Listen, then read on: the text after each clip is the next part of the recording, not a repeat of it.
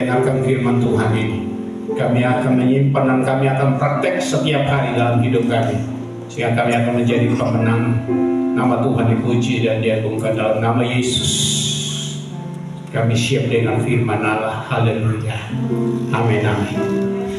Ya, Bapak Ibu yang kekasih dalam Tuhan Yesus Kristus,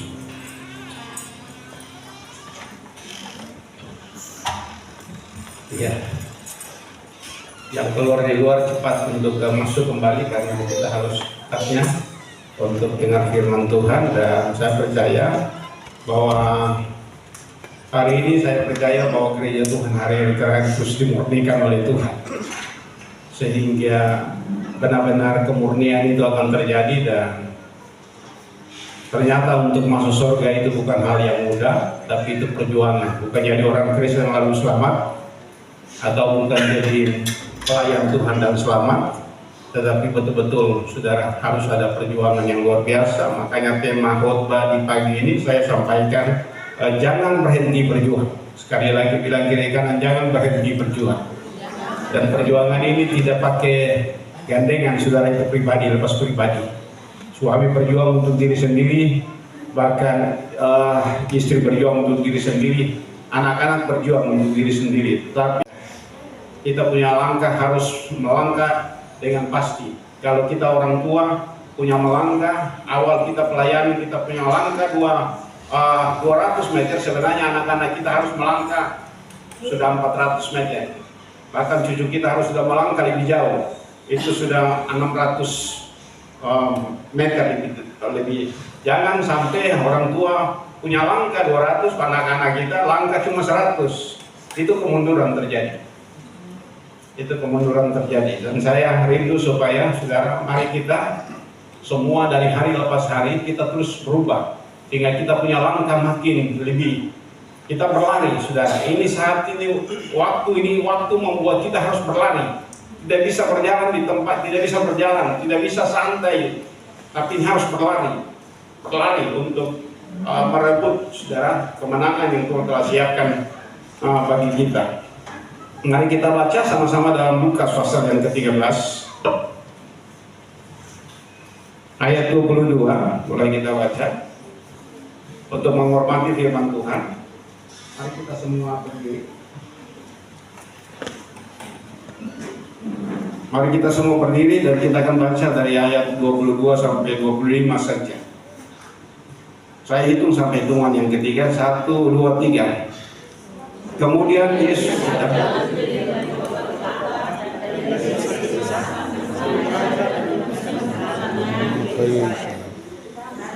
ada seorang yang berkata kepadanya, Tuhan, sedikit saja orang yang diselamatkan. Jawab Yesus kepadanya, berdoalah untuk masuk melalui pintu yang sesat itu, sebab aku berkata kepadamu, banyak orang akan berusaha untuk masuk, tetapi tidak akan dapat.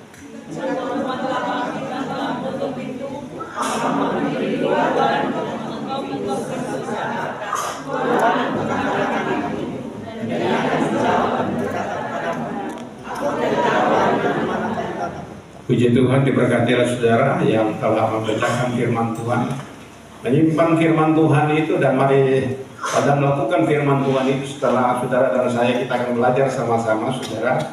Jadi selagi kita masih memiliki napas hidup dalam hidup ini, saudara, jangan pernah berhenti untuk berjuang. Sekali lagi, jangan pernah berhenti untuk berjuang. Karena apa yang kita berhenti berjuang? Karena orang yang sudah berjuang saja hampir-hampir selamat. Kan di situ ayat yang ke-24 ini, dia bilang gini, jawab Yesus kepada orang-orang di situ, berjuanglah kamu untuk masuk melalui pintu yang sesak itu, sebab aku berkata kepadamu, banyak orang akan berusaha untuk masuk, tetapi tidak akan dapat. Jadi orang sudah berusaha saja tidak dapat, saudara. Orang sudah berusaha, makanya orang selalu makanya ada kegiatan ritual agamawi dan sebagainya untuk lakukan itu saja. Hampir-hampir mereka tidak selamat, saudara. Nah, ini penting sekali bagi kita. Karena kalau kita tidak mengerti tentang hal ini, saudara, kita anggap kekristenan dan jaminan untuk selamat. Padahal kekristenan tidak ada jaminan untuk selamat. Tapi kekristenan itu yang sedang berjuanglah kamu untuk masuk melalui pintu yang sesak itu. Sebab banyak orang sudah berusaha masuk, tetapi hanya sedikit saja masuk. Berarti masuk surga itu sulit atau mudah? Masuk surga itu sulit atau mudah? Sulit, saudara. Kalau tidak sulit, Tuhan Yesus bilang begini, yang penting sudah jadi orang Kristen, pengikut saya pasti selamat. Tapi Yesus bilang begini, berjuanglah kamu. Ya biasa pada orang-orang di situ, berjuanglah untuk masuk melalui pintu yang sesak itu. Sebab aku berkata kepada banyak orang akan berusaha untuk masuk, tetapi tidak dapat masuk. Sudah berjuang saja, sudah tidak dapat masuk. Kita akan dapat. Nah, kita lihat lagi dalam firman Tuhan, ada di dalam ayat bandingan itu dalam Matius pasal 7. Matius pasal 7 ayat 13 sampai 14. Tolong Gunus baca. Demikian firman Tuhan, masuklah melalui pintu yang sesak itu, karena lebarlah pintu dan luaslah jalan yang menuju kepada kebinasaan, dan banyak orang yang masuk melaluinya. Karena sesaklah pintu dan sempitlah jalan yang menuju kepada kehidupan, dan sedikit orang yang mendapatinya. Saudara, ini kalau firman Tuhan diulang kembali, itu berarti hal ini penting, saudara. Lebar pintu itu orang kan jalan dengan sesukanya, tapi kalau jalan sempit itu, saudara, itu sulit sekali. Contoh saja, kalau kita mau naik kapal, saudara, itu kan jalan sempit sekali. Kalau jalan sudah sempit, bawa beban yang banyak, bawa gincingan yang banyak, memang agak setelah sampai di atas kapal itu pasti capek. Untuk naik kapal Pangrango atau naik kapal Lusir saja itu susah. Tetapi jangan saudara berpikir untuk masuk surga itu mudah gampang. Yang penting dia orang Kristen, yang penting super tobat, yang penting sudah lahir baru, lalu malas untuk ibadah, lalu malas untuk terus punya persekutuan dengan Tuhan, jaga hubungan dengan Tuhan. Kalau saudara abaikan itu, saudara, itu sangat berbahaya bagi saudara. Mari kita lihat dalam Sakaria pasal yang ke-13 ayat 8 dan 9. Sakaria. Maka di seluruh negeri demikianlah. Ya. Ada 2/3 daripadanya akan dilenyapkan, mati binasa. Tetapi sepertiga padanya akan tinggal hidup. Aku akan menaruh yang sepertiga itu dalam api, dan akan memurnikan mereka seperti orang memurnikan perak. Aku akan seperti orang menguji emas. Mereka akan memanggil namaku, dan aku akan menjawab mereka. Aku akan berkata, mereka adalah umatku, dan mereka akan menjawab, Tuhan adalah Allah. Bayangkan, saudara, ini saudara, ini di dalam Sakaria ini 13 ayat 8 dan 9. Kalau saudara tolong baca dalam versi saya baca dalam versi firman Allah yang hidup, saudara. Ada 2/3 dari seluruh bangsa Israel akan dipisahkan dan akan binasa, tetapi yang 1/3 akan hidup dan tetap tinggal di dalam negeri. Lalu ayat yang ke-9 dia bilang begini, aku akan menguji 1/3 itu, sudah. Menguji 3% ini dengan apa? Dengan masuk di dalam lewat perapian. Ini bukan hal yang mudah, saudara. Bayangkan 2/3 itu, saudara, tidak selamat. Sekian banyak orang Kristen, semua kita terpanggil. Sekian banyak gereja yang ada, gereja-gereja pertobatan, bahkan gereja-gereja karismatik yang ada, gereja-gereja aliran Calvin, aliran Calvinis dan sebagainya, saudara, sementara bermunculan, saudara. Tapi saya percaya, saudara, hanya sedikit orang saja masuk, saudara. Bayangkan 2/3 itu, saudara, tidak akan masuk. Cuma 1/3 saja masuk, tapi 1/3 yang masuk itu bukan masuk dengan dulu, itu harus dimurnikan dengan api. Tapi kebanyakan orang Kristen kan saya mau dimurnikan. Orang Kristen kalau ditegur langsung ngambek. Orang Kristen kalau berbuat salah lalu langsung ambek, langsung berbuah, langsung apa? Tidak lagi mau untuk apa? Menerima nasihat, tidak mau lagi untuk ditegur, tidak mau lagi. Karena pada Alkitab itu dengan jelas bahwa firman Allah itu tujuannya untuk apa? Itu dalam satu firman Allah itu berguna untuk apa? Mengajar, mendidik, menyatakan kesalahan dan apa? Memperbaiki kelakuan dan hidup dalam kebenaran. Itu kebenaran Allah, saudara. Jadi ini kebenaran kalau saudara dalam keadaan yang salah, saudara bersyukur kalau saudara ditegur. Kalau saudara berjalan salah, diarahkan untuk jalan benar, saudara bersyukur. Karena ada orang yang masih ingatkan saudara. Kami sebagai hamba Tuhan, kami punya tugas untuk menegur saudara dan terus menegur saudara, karena saudara ada terisap dalam jemaat ini. Kalau saudara jemaat lain, kita tidak mungkin tegur saudara. Kita hanya ingatkan. Tapi kalau saudara ada dalam jemaat ini, kita punya hak untuk apa? Menegur saudara. Karena kita tidak menghendaki supaya saudara akan masuk neraka, saudara. Jadi kalau saudara salah ditegur, terima saudara. Bahkan saya sebagai hamba Tuhan, Bapak Yeremia sebagai hamba Tuhan, saudara. Kalau kita salah, saudara tegur. Jangan saudara sembunyikan. Kami hamba Tuhan, jadi jangan, saudara. Kalau salah, saudara sayang kami tegur. Jangan kita sudah melenceng terlalu jauh dalam hal berbuat kesalahan dan dosa, tapi kita tetap, saudara, karena takut untuk menegur, lalu pada akhirnya segan untuk menegur, atau rasa malu untuk menegur, lalu saudara tidak menegur kami, berarti saudara tidak sayang kami. Tapi saya percaya saudara bahwa kami hamba Tuhan berusaha untuk bukan saja kami jadi pemimpin bagi saudara, tapi kami jadi teladan bagi saudara, bagi jemaat Tuhan. Amin. Kami rindu untuk menjadi teladan dalam kehidupan saudara dan saya. Dan kita lihat saudara, dalam Tuhan Yesus Kristus, mari kita mengerti tentang hal ini sehingga kita tidak bisa main-main. Bayangkan kalau cuma Kepulauan Tanimbar atau Indonesia, ini berapa ratus juta manusia, 200 juta kalau tidak salah ya, manusia. Cuma sepertiga saja yang selamat, 2/3 tidak selamat. Pertanyaannya, itu termasuk saudara dan saya atau tidak? Saya percaya kita semua punya kerinduan bahwa kita termasuk 3%, 1/3% yang selamat itu. Amin. Tapi 1/3 yang selamat itu saudara, itu tidak enak-enak saudara, itu ada proses. Dan proses itu melewati api. Melewati api saudara. Aku akan menguji yang 1/3 itu di dalam api. Bayangkan 1/3 diuji dalam api saudara. Jadi bukan diuji dalam air es, bukan diuji dalam air laut, tapi diuji lewat apa? Api. Lewat api saudara. Dan ini tidak mudah saudara. Tidak mudah.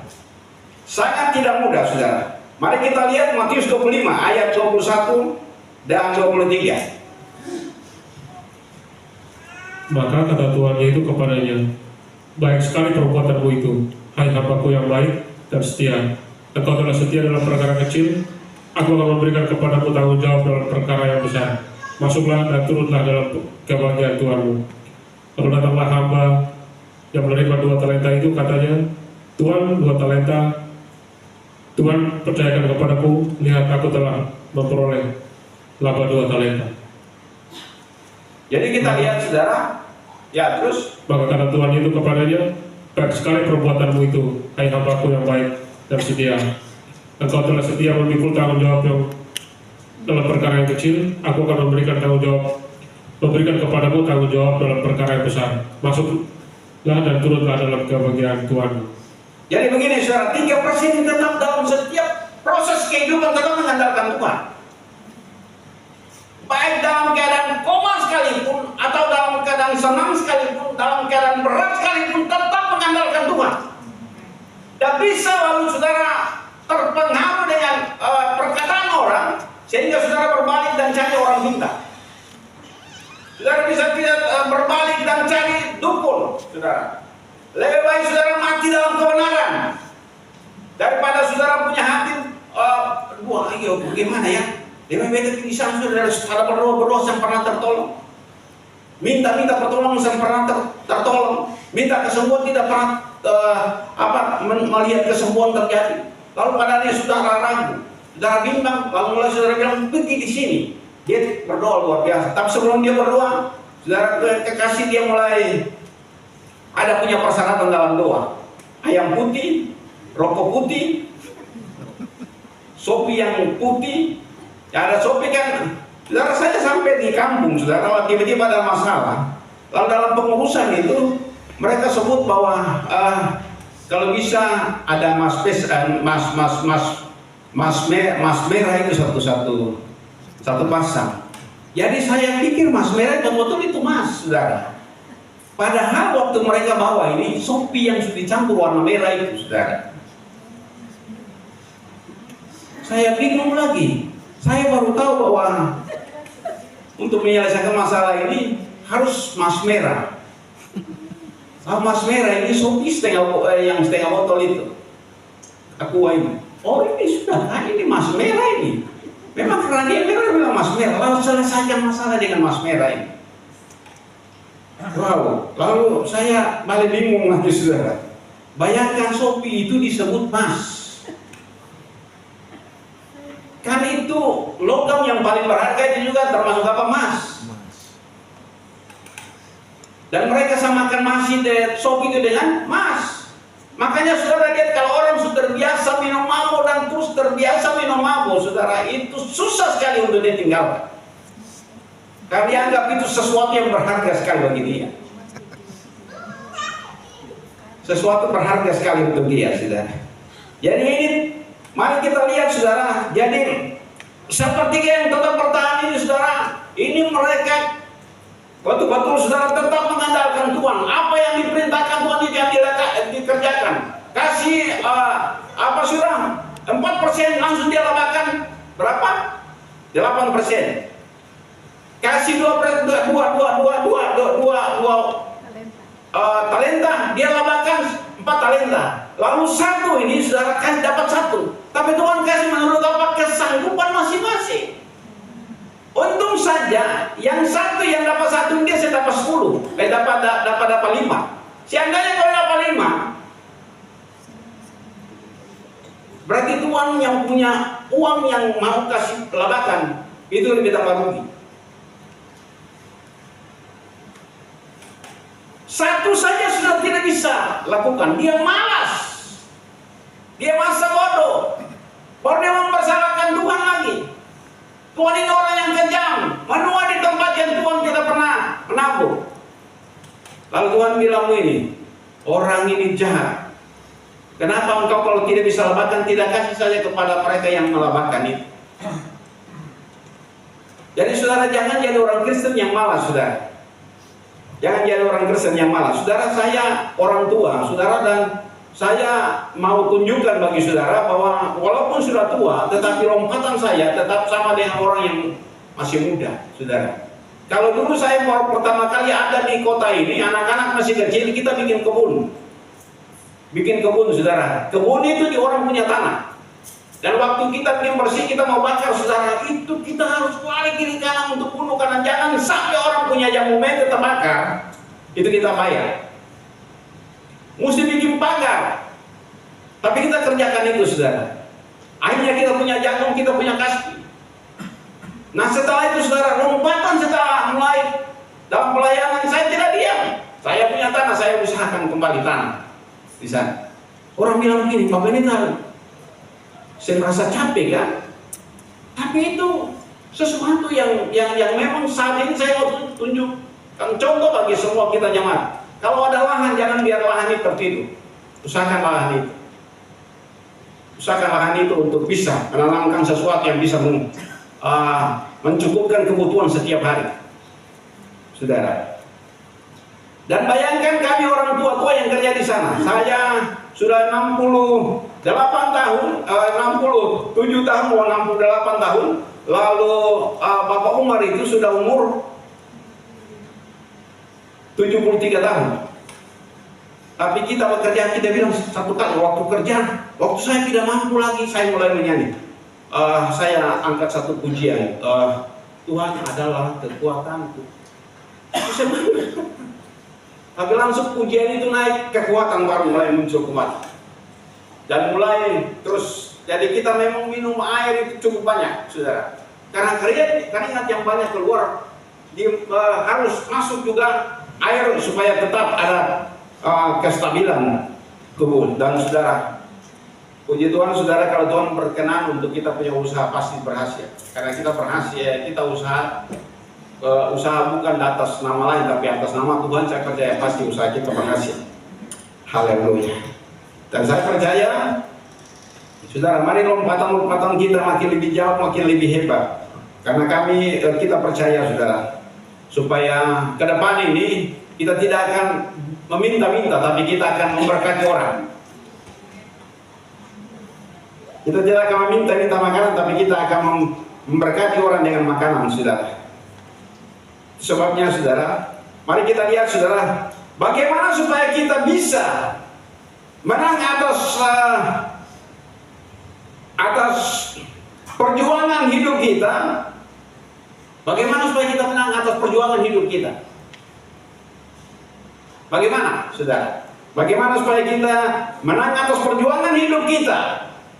Ada dua hal penting yang saya sampaikan bagi kita. Mari kita lihat, saudara. Kita harus tahu, yang pertama kita harus tahu cara kerja daripada lawan kita. Saudara, kalau mau berperang itu kita tahu musuh punya kekuatan di mana, musuh punya strategi yang kuat di mana. Itu kita harus tahu sehingga kita bisa tahu bagaimana kita masuk dari tempat yang agak lemah sehingga kita bisa menguasainya. Begitu. Jadi kita lihat strategi yang ditaruh oleh Daud, saudara. Waktu Daud mulai berhubungan terlarang atau berdosa dengan Batseba, saudara. Lalu Batseba ini kan punya suami namanya Uria. Dan dia panggil Uria karena Uria seorang pahlawan yang betul-betul, saudara, dia tidak mau senang. Tetapi karena Daud sudah berbuat salah dengan Batseba dan Batseba sudah memberitahukan bahwa dia telah hamil, apa yang terjadi, saudara? Itu strategi daripada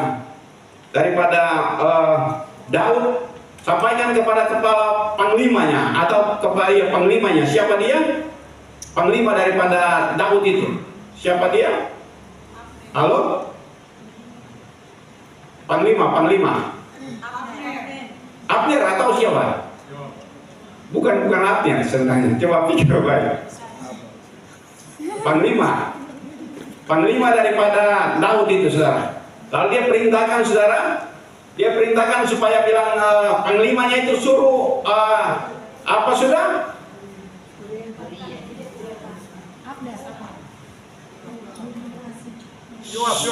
Yoab, ya. Perintahkan dia suruh Yoab untuk perintahkan apa ini kembali. Siapa dia? Suami daripada Batseba, Uria kembali. Dan waktu itu setelah kembali, dia suruh untuk makan minum dengan raja. Lalu setelah itu dia kasih hadiah untuk raja, untuk Uria, dan raja suruh dia untuk pulang ke rumah untuk bersenang-senang. Tapi pada hari waktu dia pulang atau enggak? Dia tidak pulang, dia tetap tidur di halaman. Dan apa yang terjadi, saudara? Kenapa engkau tidak pulang ke rumah? Dia bilang begini, bagaimana saya mau pulang ke rumah untuk saya bersenang dengan istri, sedangkan rakyat ada di medan perang, bahkan demi raja juga, saya tidak akan pulang. Dan apa yang terjadi? Dia panggil masuk kembali, dia berikan minum. Setelah itu dia tulis surat, dan surat itu dibawa langsung oleh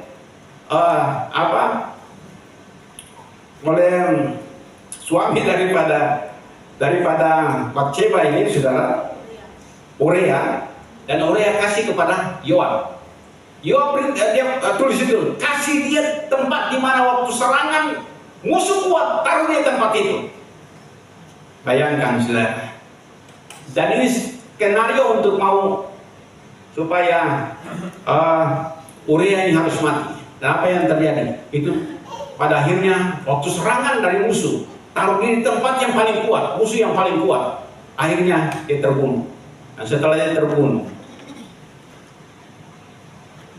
Yoab sampaikan kepada raja, serangan dari pihak musuh membuat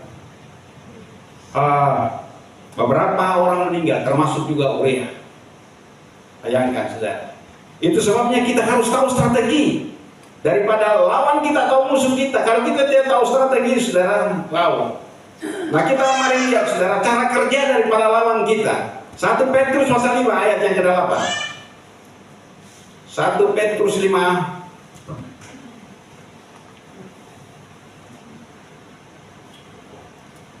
tolong. Sadarlah dan berjagalah, jaga-jagalah, lawanmu si iblis berjalan keliling sama seperti singa yang mengaum-ngaum dan mencari orang yang dapat ditelannya. Bayangkan, saudara, luar biasa, saudara. 1 Petrus 5 ini ayat yang ke-8, saudara. Ini kita tahu, saudara.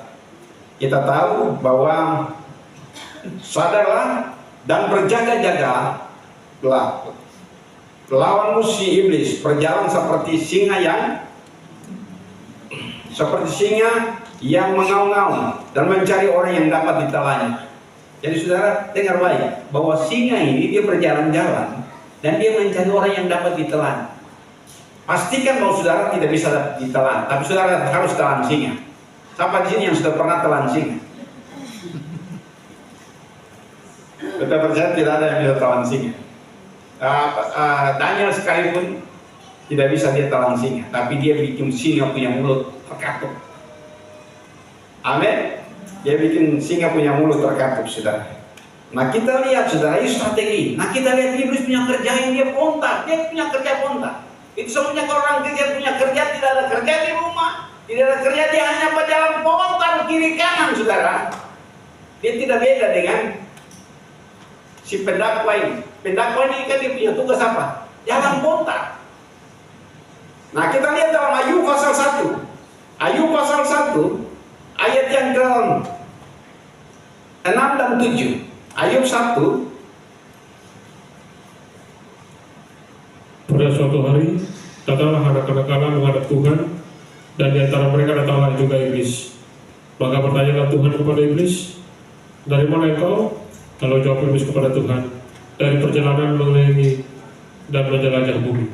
Bayangkan, saudara, itu dia punya strategi kerja. Coba saudara lihat kiri kanan. Ada iblis atau enggak? Saudara, iblis itu roh. Saudara tidak lihat dia, tapi dia pun cara kerja itu dapat tahu. Coba lihat kiri kanan. Saya nggak iblis loh. Saya nggak ada iblis kiri kanan, saudara. Tidak ada iblis. Tapi saudara, yang kekasih dalam Tuhan Yesus Kristus, itu waktu anak-anak Allah itu bersekutu. Nah, sekarang kita anak-anak Allah ada bersekutu. Amin. Tetapi siapa yang lihat dia? Tuhan lihat dia. Iblis dari mana? Bayangkan, saudara. Pada suatu hari datanglah anak-anak Allah menghadap Tuhan, dan di antara mereka datang juga siapa? Iblis. Sekarang kita bersekutu ini, saudara. Saudara percaya bahwa iblis ada juga di antara kita saat ini? Halo? Bagaimana saudara bisa tahu ada iblis di tengah kita? Kalau saat ini saudara berpikiran tidak tertuju kepada firman Tuhan. Pada saat ini saudara buka HP.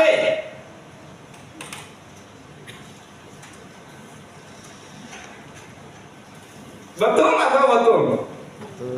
Pada saat ini saudara punya pikiran tidak tertuju kepada firman Tuhan. Saudara bertuju pada pendeta bicara lama, pendeta bicara agak sedikit ini terlambat. Sudah, stop sudah. Atau mau pulang cepat. Karena ada janji dan teman. Saudara, itu strategi itu, saudara. Atau saat ini saudara mengantuk. Itu strategi iblis, saudara.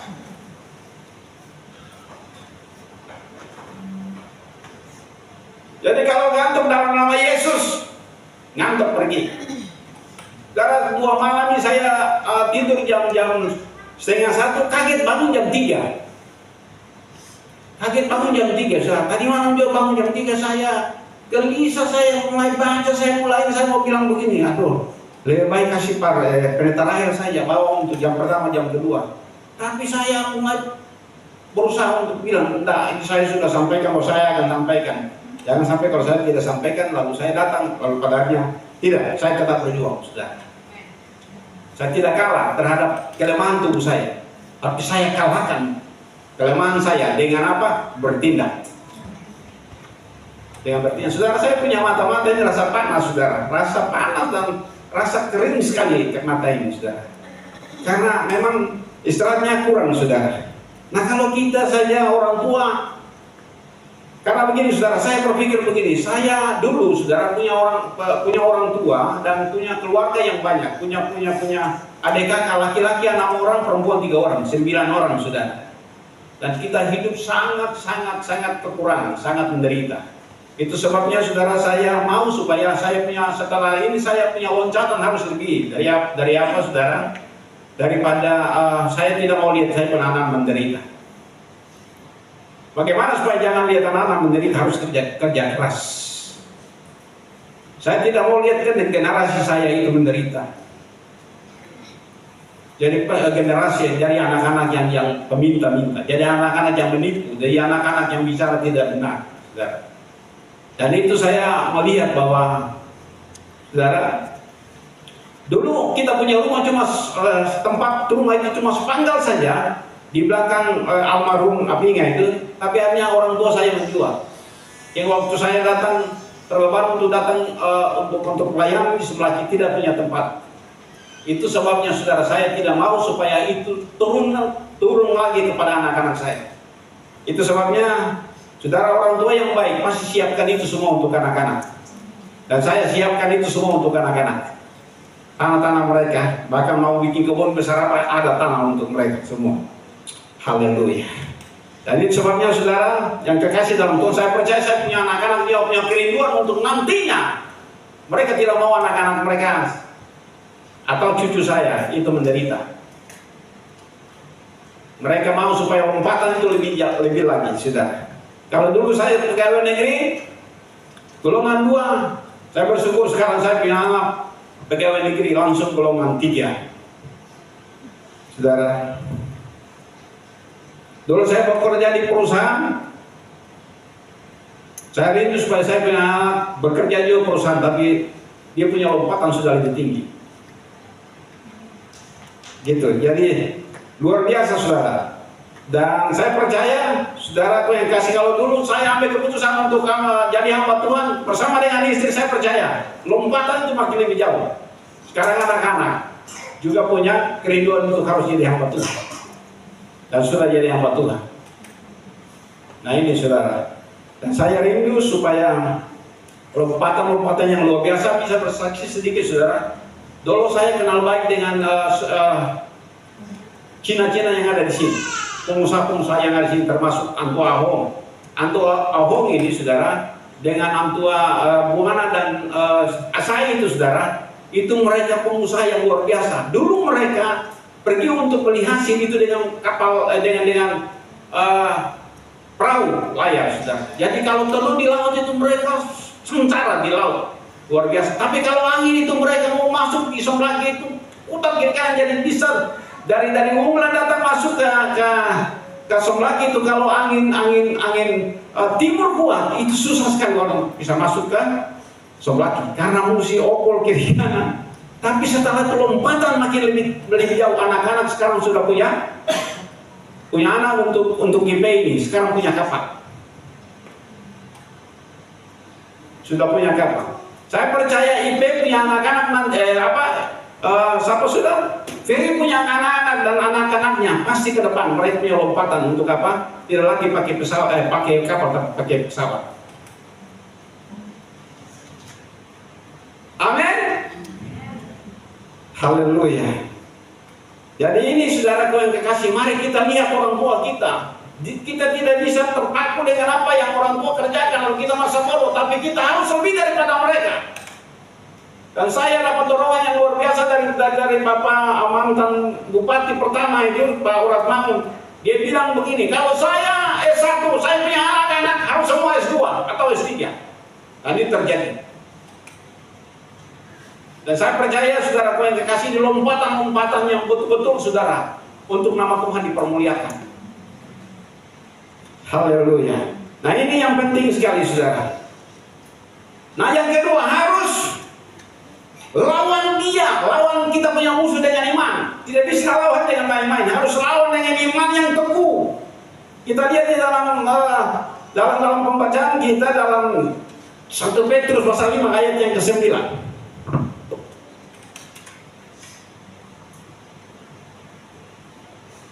1 Petrus, Bonus tolong baca. Lawanlah dia dengan iman yang teguh, sebab kamu tahu bahwa semua saudaramu di seluruh dunia menanggung penderitaan yang sama. Iya. Jadi kita lihat saudara Tuhan kekasih, kita harus lawan dia dengan iman. Lawanlah dia dengan iman yang teguh, sebab kamu tahu bahwa semua saudara di seluruh dunia menanggung penderitaan yang sama. Saudara, orang yang mau dimurnikan itu mengalami penderitaan yang sama. Sakit tetapi berharap tetap sembuh. Itu mengalami. Mereka berusaha, semua kita yang berusaha tidak pernah itu langsung dia naik seperti roket. Tapi biasa kita mulai usaha ini, dia mulai naik sedikit, dia turun, kadang-kadang turun lebih jauh, dia naik kembali. Tetapi saudara, jangan menyerah. Pahlawan itu saudara yang kasih, bukan dalam arti dia tidak pernah kalah. Dia pernah kalah, tapi dia tidak pernah menyerah. Dia harus bangkit kembali, saudara. Dia harus bangkit kembali, dan dia harus betul-betul, saudara, bisa untuk tetap jadi pemenang, saudara. Karena kita tahu banyak siapa yang menciptakan ini lampu neon ini. Dia bukan langsung ciptakan itu langsung jadi, tapi ratusan kali, ribuan kali baru jadi, saudara. Ribuan kali, saudara. Orang pintar jadi orang berhasil ada. Orang bodoh jadi orang berhasil ada. Orang yang susah miskin jadi berhasil ada, saudara.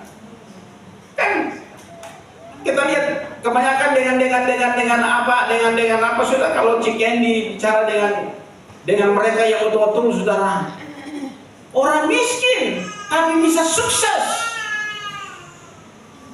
Orang tua cuma apa sudah jual-jual apa sudah, di istilah di Jawa itu jual-jual di pinggir-pinggir jalan ini, saudara. Ada orang tua itu pemulung, tapi anak-anak, saudara, itu berhasil. Tetapi bukan berhasil itu bukan segalanya, saudara. Keberhasilan bukan segalanya, saudara. Tetapi kunci takut akan Tuhan itu yang lebih penting, saudara. Karena saudara, dua hal ini, saudara, kuncinya, kunci kemenangan perjuangan hidup kita, saudara, itu hanya ada di dalam Matius pasal 26 ayat 41 dan Markus 14 ayat 38. Berjaga-jagalah dan berdoalah, Berjaga-jaga dan berdoalah, supaya kamu jangan jatuh ke dalam pencobaan. supaya kamu jatuh dalam pencobaan. Roh memang penurut tetapi daging lemah. Jadi memang roh penurut tapi daging lemah. Sekali lagi saya percaya, saudara, Tuhan dikasih, jangan kita terbawa oleh daging yang lemah. Kalau saya dan Bapak Yeremia kita terbawa oleh daging, Bapak Yeremia tidak mungkin akan datang. Tidak ada, karena kurang enak badan kan, gitu. Saya pun demikian. Tadi pagi kalau saya terbawa dengan kelemahan tubuh, saudara, kita harus bertindak, kita harus lawan, kita harus dipimpin oleh roh. Semua orang yang dipimpin oleh roh adalah anak Allah. Kita harus matikan kedagingan kita. Makanya Rasul Paulus bilang begini, tubuh jasmaniku makin merosot, tapi tubuh rohaniku makin apa? Makin menyala. Jangan sampai saudara rohani juga menyala, padahal lalu saudara punya jasmani makin saudara kasih menyalakan. Kasih mati itu kedagingan, keinginan daging itu. matikan itu, lalu biar roh yang tuntun kita itu menyala. Kalau saudara baterai menyala, saudara. Tapi kalau roh kedangnya yang bimbing saudara baterai menyala, saudara, yang lama lagi padam itu, saudara. Yang lama lagi padam, saudara. Kita lihat lagi dalam Markus pasal 14 ayat 38.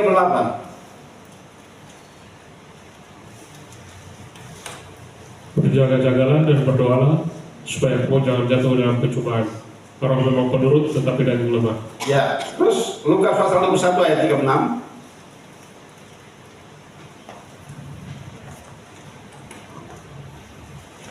Berjaga-jagalah senantiasa sambil berdoa supaya kamu beroleh kekuatan untuk luput dari semua yang akan terjadi itu, dan supaya kamu tahan berdiri di hadapan Anak Manusia.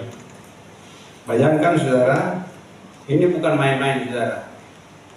Dalam coba tampilkan itu berjaga-jagalah senantiasa. Berjaga-jagalah senantiasa sambil berdoa supaya kamu beroleh kekuatan untuk luput dari semua yang akan terjadi, saudara. Saya nonton di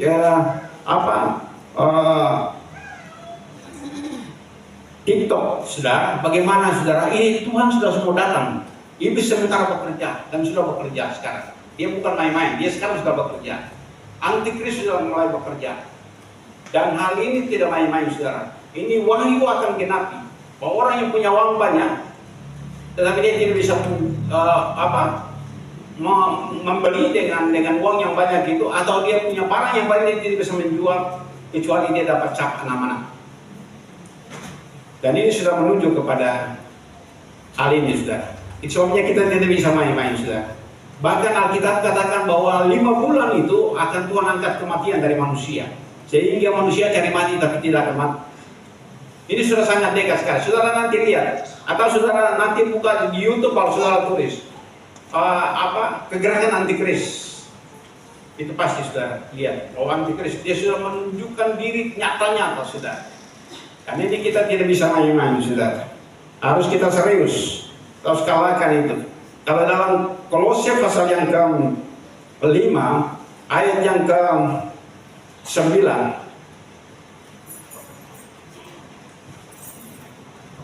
coba tolong bacakan terus. Kolose pasal yang ke-5. Salah. Kolose 4 ayat 2. Bertekunlah dalam doa dan dalam pada itu berjaga-jagalah sambil mengucap syukur.